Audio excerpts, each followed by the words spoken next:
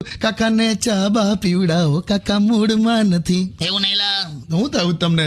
છેલ્લા કેટલા વખતથી તારી કાકી છે ને આમ કારણ વગરનું મગજ ખાય એટલે મારું. કેમ હું થયું? એટલે હું એને એવું કહું ને કે યાર જો આ ભાતમાં પાણી વધી ગયું હા તો કે ચોખા નવા હતા એમ. તે તો હોય હવે. રોટલી કડક છે એવું કહું તો કે તો પેલા લોટ વાળા કે સરખું પીસ્યું નહીં. પછી એવું કહું કે ચા ગળી છે તો કે સાકર જાડી હતી. ચા પાતળી થાય તો કે દૂધ પાતળું હતું.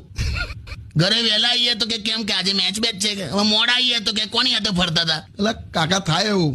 અને હું યાર કોઈ એના માટે કોઈ સસ્તી વસ્તુ લાવું હા તો કે ખોટા ખર્ચા કરવાની હું જરૂર એમ. અરે મોંઘી લાવીએ તો કે તમને બધા છેતરી જાય છે. રસોઈના વખાણ કરું તો કે રોજ હારી જ બનાવજો. ભૂલ કાઢીએ તો કે આ ઘરમાં મારી કોઈ કદર જ નહીં. અલા એનું કામ કરી આપું ને તો કે તમને હરખું આવડતું નહીં. કામ ના કરું તો કે તમારા ભરોસે રહેવાય જ નહીં.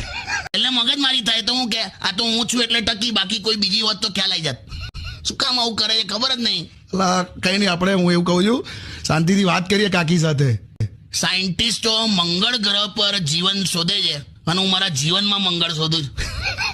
કઈ નહીં કાકા. ક્યારેક ક્યારેક એવું થાય છે ને કે આમ બસ આમ ભાગી જવું યાર. કેમ?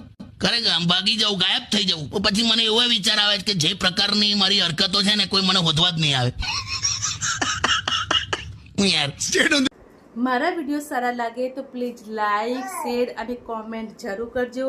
યુટ્યુબમાં મારી ક્રીના પ્રિન્સેસ નામની ચેનલ છે તો પ્લીઝ મારી ચેનલને સબસ્ક્રાઈબ જરૂર કરજો.